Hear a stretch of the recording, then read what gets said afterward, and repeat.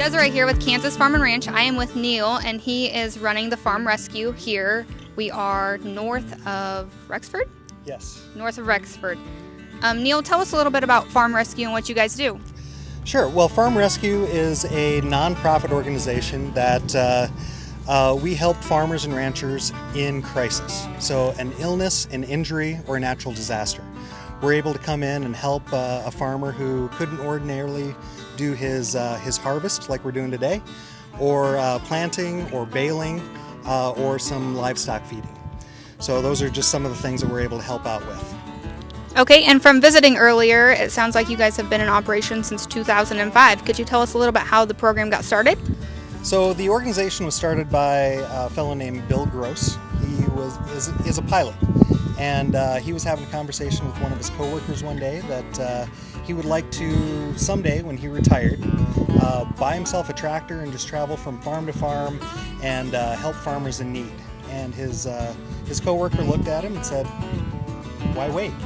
And that was kind of the beginning of Farm Rescue.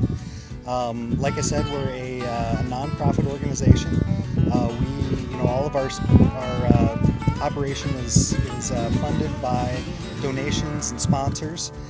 So he just went ahead and started our organization, Farm Rescue, and put together the nonprofit, and started in the North Dakota area and just expanded out from there. We've now been in Kansas for 2 years, and this is actually our fourth case that we've worked with, is the Foki family. I initially was told about Farm Rescue this spring by Karen Rasmussen with Kansas Agri-Ability, and when I mentioned it to my husband, he kind of thought we would be okay for harvest, and then we had setback.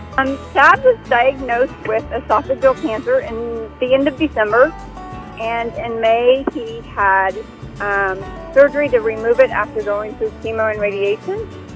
You know, there is help for farm families that need it, and that's kind of a need and a medical need. And it was one of the best experiences we've had. The guys were all super great and friendly and wanted to help in any way they could. So we've worked with 4 different families total, 3 just this year.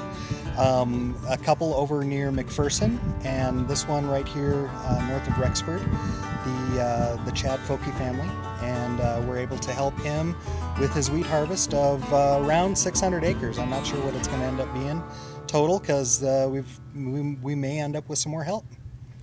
And I understand that it's all volunteer driven. So how do you find your volunteers, or where can somebody apply to be a volunteer? Yeah, so that's absolutely right. We are entirely, all the work is done by volunteers. We've got retired farmers, we've got retired John Deere engineers, we've got retired business owners.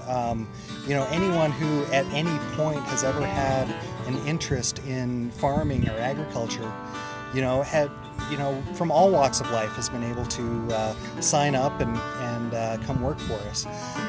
It's a very simple application process. If you go to our website at farmrescue.org, you can see all that information right there, in addition to interviews and little clips from current and former volunteers. It's a great organization, and honestly, it's a great family. Once you've worked with some of those people long enough, you do consider everyone family. And if there's anybody locally or anybody else out there that has had a crisis or had something unexpectedly come up and was needing assistance, how would they get in touch with you, and how does that process work? Yeah, so once again, the easiest thing is just to go to our website, farmrescue.org. There's a tab you can click, applications, and honestly, just fill out the application. Tell us why you need assistance. It could be anything from a broken leg, which doesn't allow you to get up and do a tractor anymore. It could be maybe you're going through cancer treatment.